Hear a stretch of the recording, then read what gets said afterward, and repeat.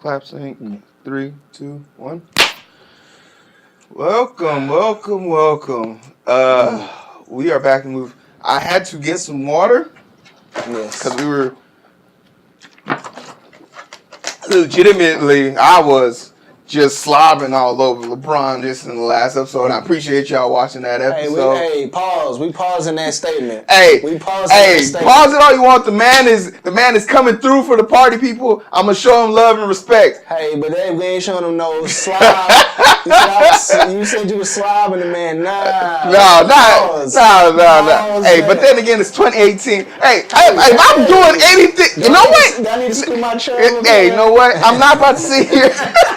I'm not about to sit here and say if I had a truck, if you go and slob over everybody, there's a bunch of basic ass motherfuckers in the street. You go, if you had LeBron James, at least you know if he breaks your heart, you're getting paid half. Oh Lord. Yo, Pierre, you want to come out here? 3 weeks ago, we posted that video up. Yeah. So I greatly appreciate you guys watching that. But And it's just ironic that we have the same clothes on today. Don't pay attention to that. We just coordinated that. It's all good. And no, some people have asked me about that. Like, so what's up with the shirt thing, guys? Like, so 1 week you guys will change clothes, and the next week you'll be back in the same way. Look, guys, we film these things at least 3 or 4 at a time. Like, I need you to think about that. I'm not forcing Eric out of the house every day just to come film the show. No, he gets here, we stay here for about 2 to 3 hours, we film all this shit, and then we put it out in segments. Come on, guys. Yeah. Come on. Like, people were confused by that. I don't get it. This is the identity See, booth. I told you if we just had a uniform, then no one would know. You did mention that. We need to get an identity booth shirt. Shirts. I need my avatar on the shirt so people can walk around. What is that? And I'm like, oh, yeah, it's my avatar. It's the identity booth. And this is the identity booth. My name is Hero. As always, I'm your host. And the boy wonder. E-dubs, we in here, man. And it's been an eventful few days, few weeks, but something that's been kind of like bugging us is, and if you don't know, I'll give full disclosure right now. Eric is a Christian, devout at it. I'll give him that. And he's lived his life through it. He's gone to school for it. Let's be real. I'm Muslim. Don't really see. How are we good friends? Yeah. We brothers for real. We brothers in real life, but it's never been a point of contention. We've had open discussions about it, and we understand each other's point of view, and it's not an issue. And a big reason for us not having issues because a lot of my beliefs are grounded in science. Like, I don't see the things that people relate to, even with Pangea, the effect of Pangea. There's no way in hell an ark was built and had every animal within 3 miles of each other to get to one place. But once again, that boat was kind of big though, bruh. Still ain't no way. It was a big box. Big box. It could be in whatever you wanted to be. Well, that's assuming that we had the same amount of animals now as we did then. It probably was less, I'm sure. I mean, we're talking about tens of thousands of years of evolution. We're also talking about getting think of how the landmass. And it wasn't 2 of every animal. It was 2 of every unclean animal and 7 of every clean animal. See, and he's the expert. To further my point, there's no way in heck that man coordinated all that stuff and got all these things ready. But I still believe that there was some way that I don't disprove it. I can't. So I don't try. But at the same time, if someone came to me talking like that, if there was a way for me to walk away, I would. That's just it. If I found an exit, I would walk towards it. Don't even say bye. Now, before you guys get offended by this conversation, we're here to make a bigger point. It's not about Christian, Muslim, Buddhist, Hindu, Shinto, deist, whatever the heck atheist, whatever. Because I'm going to still be asking 101 questions. Like, has anyone not noticed that the people's names in the Bible are just different syllable names of people in the Quran? Does anyone not notice that? Oh, we notice. So are we saying that they were the same people? What? Let's get to the big topic. Let's talk about Pastor Darby Scott. Is that his name? Darby Scott? Well, you can talk about all 17 of them that went to go see the lovely Oompa Loompa. I mean, I'm gonna be respectful. He earned it. His name is President Trump. I'll call him President Trump. Not my president. I mean, actually, he kind of is. I am from Africa. But you live in America, and you're an American citizen, are you? Are you a legal alien? Hero, am I going to have to ask you to show me your documentation? I plead the fifth. Next topic. Oh, my goodness. I'm going to have to just build a wall right here. Rebuilding a wall. Rebuilding a wall. Oh, that didn't move. No more identifying with me. No, seriously. Though. But I mean, this Darby Scott guy says Trump is the most pro-black president he's seen. And the man's 60 years old, by the way. I'm not understanding how he could say that. I would put JFK up there higher. Bill Clinton. No, can't say Bill Clinton. Bill Clinton, 8%? When he dropped us down from 8%? Yeah, but the incarceration rate went up significantly. So I'm gonna have to. I can't. Black people are predators. That's what his wife said. No, she said they're super predators. My bad. Yeah, I can't fool with the Clintons. And there's allegations, and I'm saying this allegedly, that Bill Clinton was one of the biggest cocaine dealers while he was governor of Arkansas. Allegedly, just throwing that out there. What about? Dare I say the most pro-black president we ever had was Abe Lincoln? See, I can get that. And people are like, well, why come y'all ain't saying Obama? Because we can't say that. We can say Obama, but we have to. We have to say what. Get that on skin tone alone, not because he actually did. And me and Eric don't agree on this because I feel like he's done way more for. Obama was is what I felt a president should be. When it comes to demographics, he tries his best to take care of everybody. Where people shun Obama is saying, hey, look, bro, you're the first black one in 43 years, 44 years? 44 elections. 44 elections. So you might be our only shot to get the 1,000 acres in a mule.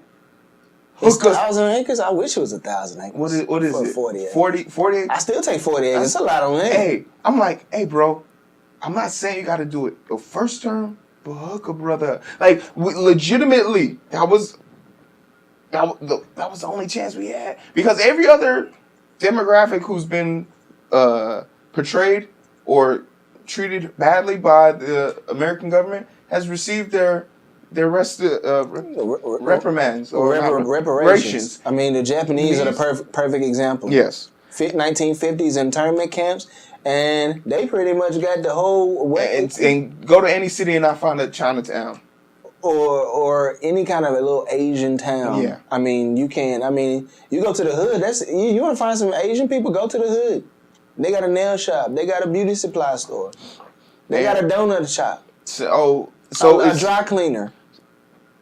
And what Obama is normally criticized for is looking out for people who didn't look like him, and that still makes them a minority, and that's where me and Art are different. But for you to say that Trump is the most pro-black president when he was, does no one know that in his apartment complex he used to kick poor black people out so he could up the rent for rich white people to move in? Like, do people not look into his past, his history? Have they not noticed that every time he talks about a black individual, he mentions their physical features, their mental He's capacity? 70 years old. He's the man's 70. So when he was growing up, I mean, it was barely the end of the gym. It's barely the end of Jim Crow. It's 2018. They were just pushing it through the legal system. Like, we gotta end this shit. Okay, so he grew up in a bygone era, and he hasn't changed his perspective at all. He's a good old boy. He does not smoke. He doesn't drink. He eats fried chicken and drinks Dr. Pepper every freaking day. That's what he does. That's who he is. I mean, as far as him moving people out of the apartment complex so he can up the rents, that's what he's supposed to do. It's a business. No, he's not. Okay, so I buy a building, I leave it dilapidated, and people who can't afford to pay the money that I would want them to pay for the building, I just leave them in there so they have a place to live. They're paying their rent. They signed a contract. Who's paying their rent? I'm confused by this question. If I signed a contract to state that I'm going to pay this much for this long, Yeah, and when your contract's up, I don't have to agree to renew your contract. okay, but that wasn't the situation. He was legitimately forcing them out by not repairing things that they put in work orders for and turning off the water and electricity at random times throughout the day. Yeah, that's how you get rid of the deplorables. That's also illegal. Oh, I'm not disagreeing with that. And that is But what no one makes, sued them. Why they did did win? sue. Did they win? They won. It was an open shut case. Well, hey, it's probably cheaper for him to do that than it was for him to. But this is also the same individual that says education shouldn't be free because he has he had a private university that just scammed and conned people into paying money to somehow meet him, but when they would get there, it would just be a cutout of him, and they would stand there and take pictures with him. A cutout. Like this guy is a scum on all levels. I'm not disagreeing with you. There's nothing about this person that is pure. Like, I could sit here and beat him for an hour to get him to admit to every crime he's ever committed, and I would get tired before he finishes. Like, that's just it. So when you have someone who in your community represents a holy stance, a unmarked bias stance, who is supposed to live as close as he can to the great one, coming next to the closest thing we have as devil in flesh, and speaking positively. This is equated to him talking positively about Russia. Your pastor sits there every Sunday and talks about tithes, kindness, love of other people, tolerance of other people, to the point where No. First of all, let's not get it twisted. That ain't what them black preachers preaching in their churches. What they preaching? Because I don't know. All right, so I mean, if you want to know what a black preacher's preaching in his church, drive through the community in which his church is in. How many poor black neighborhoods have hundreds of churches? I can tell you right now in Oak Cliff, where I grew up, Morrell and Harlandale, if you start there and you drive from Morrell all the way to Marsalis, you can find over 100 churches in a square mile.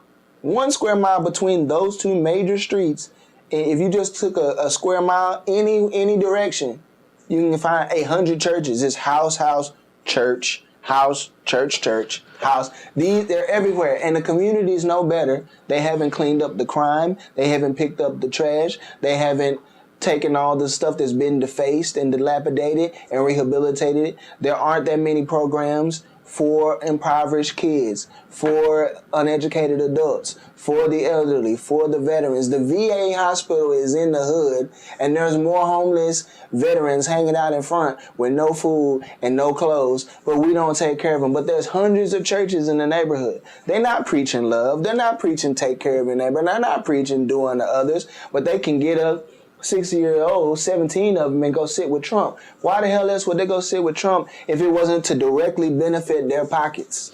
There's the illusion. These are places that don't pay taxes. Exactly, and that's the thing. Let me pause. I'm sorry. I'm getting heated because this is a big deal with me. I like this. You know what I'm saying? Because these churches are freaking. He's mad. It's a 501c3. It is a freaking corporation, and y'all are giving money to a corporation, thinking you're giving money to God. No, you're giving money to a corporation. Stop giving money to a corporation. In fact, if you believe the Bible, Jesus says, "Give unto men." He says, "Give unto others," not give to the church. Yes, there's a place to go and have somewhere where we can pool all of our resources together. But it was always to feed the poor, the widow, the orphan, and the stranger. We don't do any of that anymore. All we're doing is we're buying freaking pastors. We're buying preachers. I'm trying to stay, as they say, sanctified here. We are buying preachers airplanes and mega mansions and building a 20,000-seater church. Why? Why not take those millions of dollars and go right in the community? Build up the elderly lady's house that's dilapidated. She's got roaches. Let's exterminate the roaches. Let's remodel the crib. Let's fix her car. Yo, this is insane. and Trump is the most pro-black president. And it's only because he's the first one to publicly put out that he's got 17 black pastors coming to meet with him. Because we didn't really see that from Obama. But it isn't because Obama didn't do it. And that's the thing. He didn't advertise it. He didn't advertise it because Obama not only met with the 17, met with a black congregation of pastors. For all you that didn't know, in his inauguration, had a black pastor do it. His sign-in day, black pastor do it. And also, he made a tour run of the Chicago Black Youth Urban Church. That's besides the point. He also did it with the Jews, the Muslims, and the Buddhists of this community. So, I mean, it just wasn't publicized. But the reason why Donald Trump needs to do this is because 15% of the black population voted for him, and that's the smallest percentage of black people have ever voted for a president ever. I don't know how much I believe that, because there's a lot of black people that were gung-ho for Obama first term, and after second term were so turned off that they were turned off completely to the Democratic Party. I mean, but he won in a landslide, 60%. Oh, I don't disagree, but I'm just saying this is the sentiment of a lot. But of if we're talking about most pro-black, I'm still putting Obama above Trump. I mean, we kind of have to put Obama above Trump just for skin tone. Like, no, not just for skin tone. I mean, no, I'm talking about why people would consider him pro-black, not necessarily because things he did or didn't do. And I honestly feel like if we went back and Obama advertised all the things that he did, there probably is some stuff in there. But I can't say Trump is. I don't see enough at this point. No, now, if he really gets this prison reform thing going, if he can get rid of mandatory minimums, if he could get rid of, these Jeff Sessions and these Jeff Sessions wants to have mandatory minimums for non-violent drug crimes. And I'm talking about even first offenders. He wants the minimum for them. Why? Because he has the prison people in his pocket. That's all this is about. So when you find out that the private prisons sector donated 27% of the total RNC donation cycle, private prisons are paying Republicans. They're paying the Democrats too. And I mean, for sure. That's why we had the whole thing with Clinton. Yeah. And super predators. And on top of that, and the thing about it that it eludes me, and I'm happy you brought it up. 17 black pastors went to go talk to the president about prison reform, right? So you mean to tell me there's no white pastors that want to talk about prison reform? Hello. Are you not oddly confused by how easily you are grabbed by headlines? 17 black pastors didn't go to talk to the president about prison reform. They went to go talk about how to get more black people who are having difficulties. Like, look at the mental strain that I have on you right now.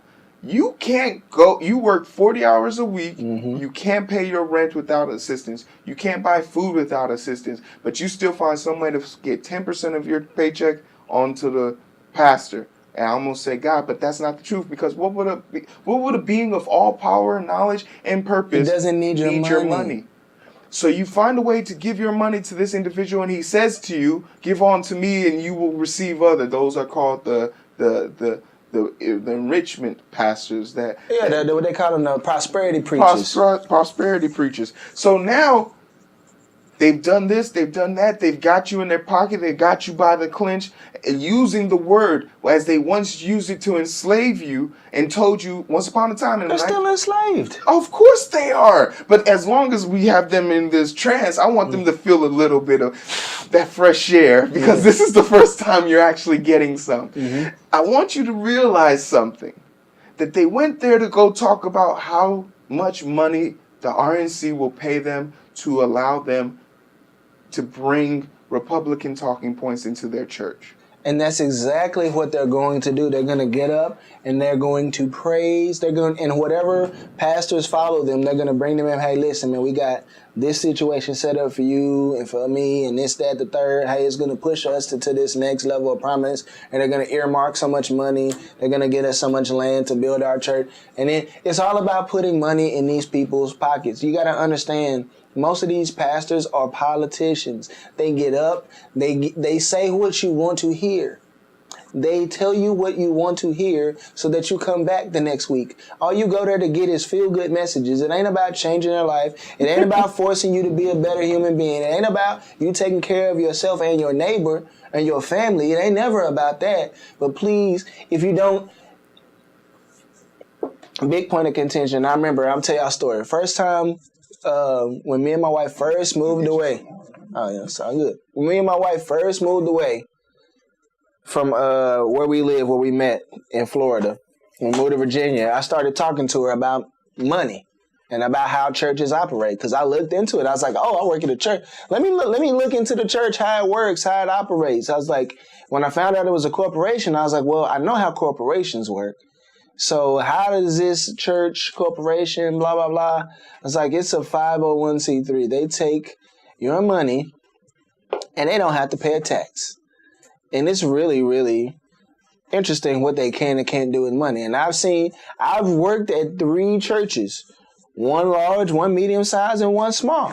And I've seen everybody does the same thing. People are allowed to move and shift and use money and pay and not pay. And if you don't pay, they tell you you're cursed. I was like, I said, Jesus is supposed to redeem you from, they preach Jesus redeem you from the curse. But if you don't give money, you're cursed. What does that sound like? These pastors went to Trump. It's always about money. It's about votes. And the Republican Party is 2 years into Trump's cycle. So what is Trump doing proactively? Recruiting. Exactly. He is recruiting prominent leaders so that he can get black people to vote, to get on the Trump train before the Democrats can pony up. Because the Democrats right now don't have anybody except for maybe Bernie. And they don't even want Bernie. Anyone you ever see on TV pushing a demographic or an agenda, not even an agenda, but I want to just a group of people. Like, for example, Diamond and Silk or Black People for Trump. That is an organized group that was made and designed by the Republican Party.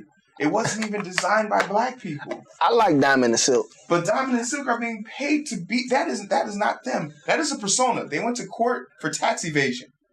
I'm not with that. And the reason why they had to go to for tax evasion is because they weren't putting down on their taxes that they were receiving money from the RNC to go out and be a political face. So in court, they openly had to say, no, Diamond and Silk, that is our persona. We are being paid to act that way.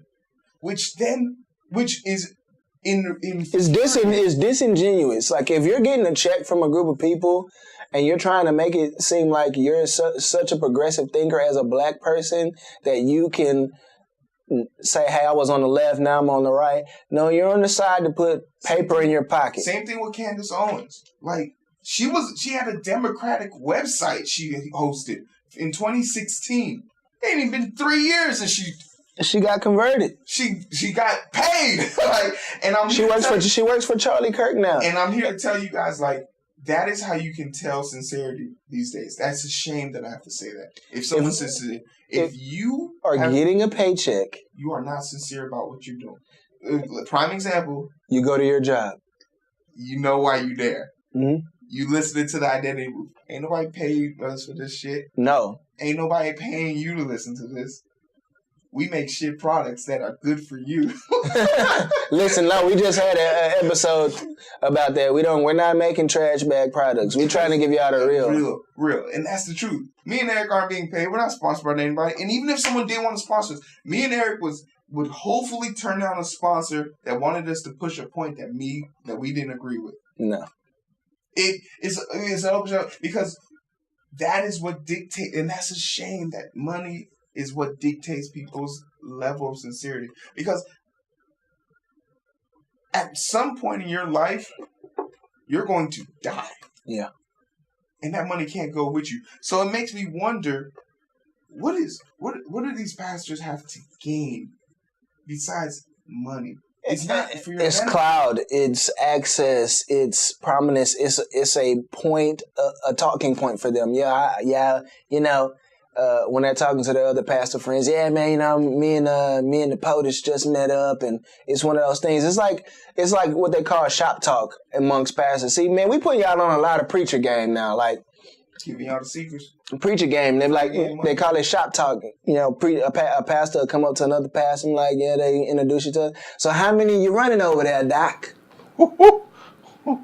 Why is that a question a pastor asks another pastor? It's like, hey, how many lives did you impact today? It's how many you're running over there. It's like how many cheeks you got in the seats, because each set of buns is $1 bill.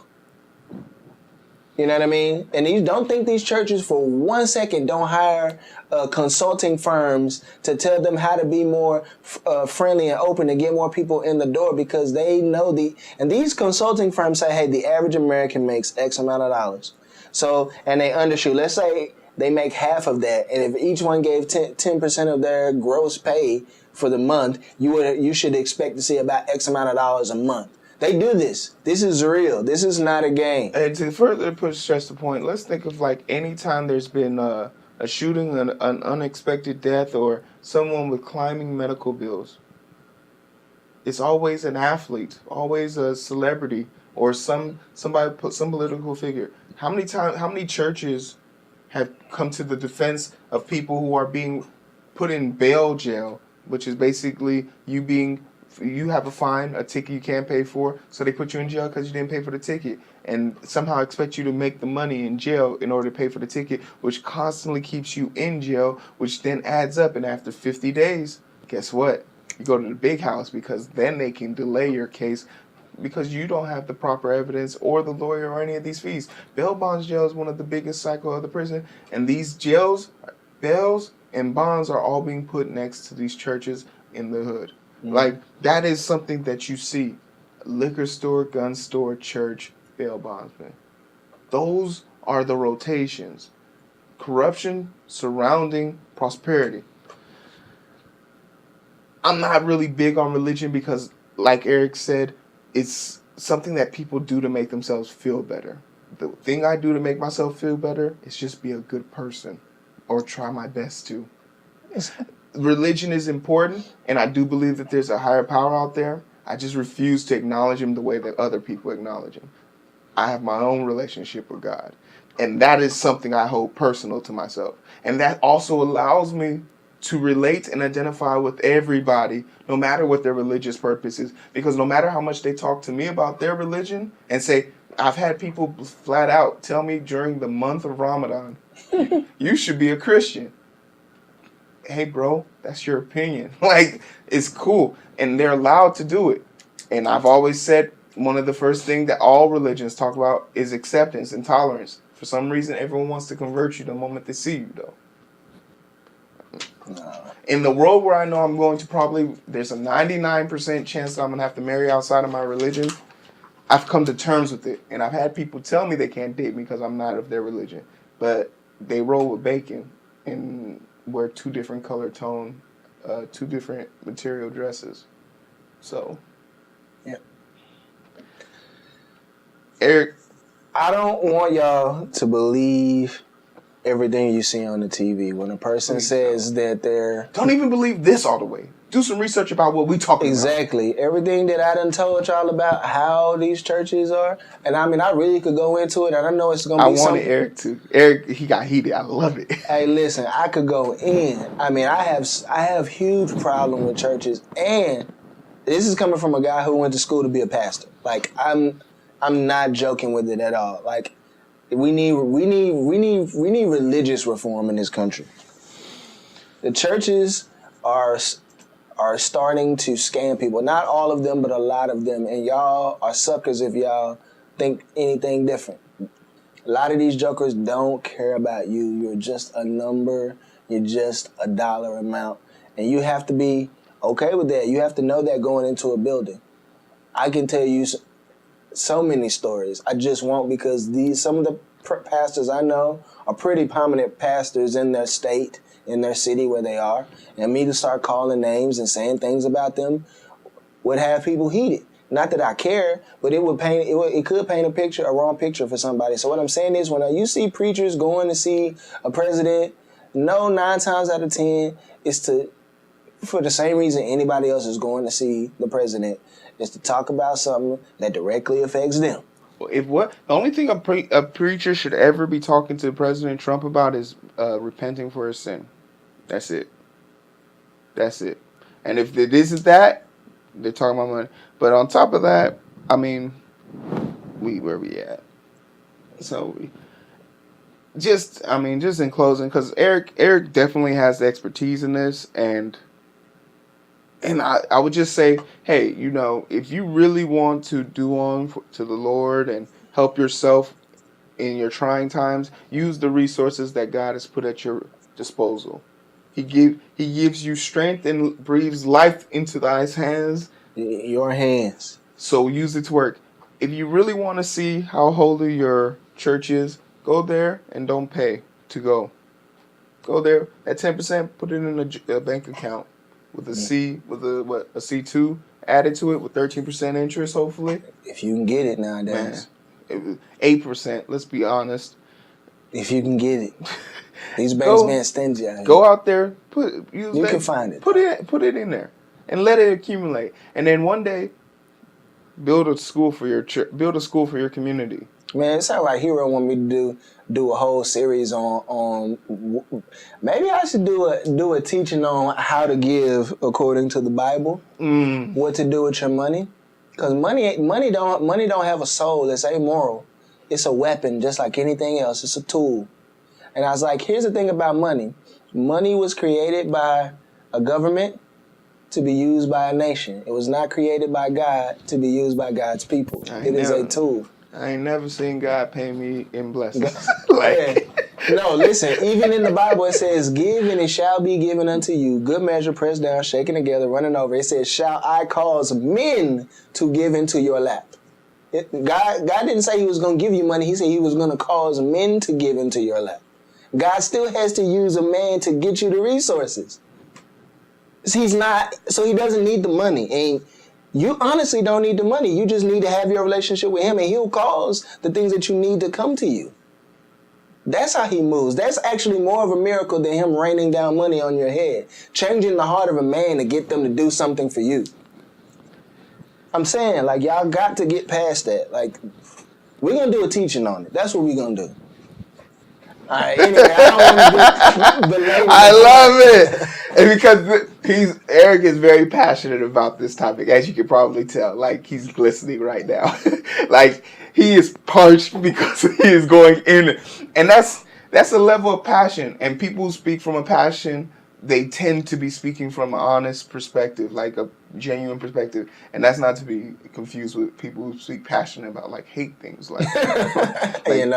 building walls. Yeah, those are passionate people, but that's how you know they're real. And real can also be evil. But for all intents and purposes, man, I hope y'all got that fresh air that we gave y'all today.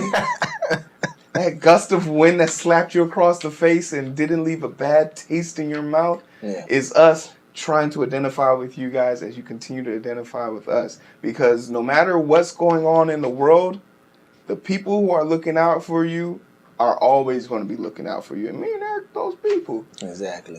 But if you really want to know more about us, Eric, where can they find us? Find us on Facebook and Instagram for sure.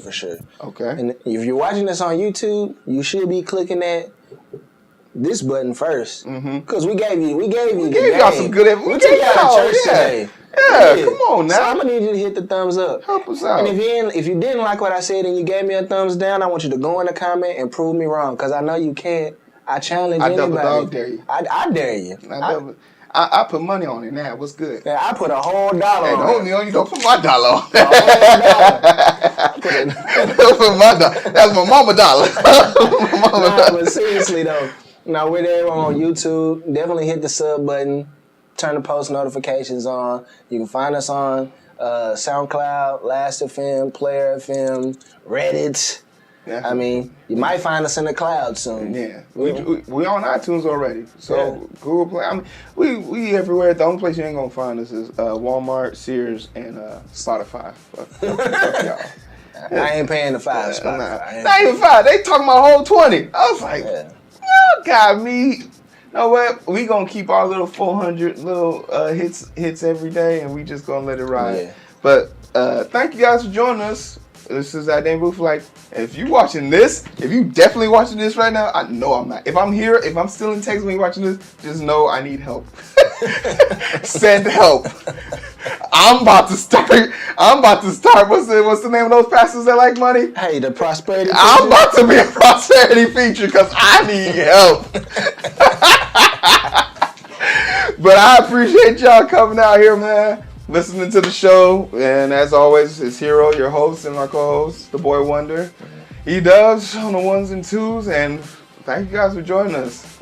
Send help. Help me. Please. I hope I'm not here. Oh, damn. He ain't gonna be here. Oh, man. I'm praying right now. God, I know I did not follow your instructions when you told me not to buy those donuts. I was hungry, though. I'm sorry. Can you please make sure I'm not here right now? Please. He won't be here. It's fine. We out. Yeah. Oh, man. That's funny. A recording shit in the future is always funny. Oh, yeah. I'm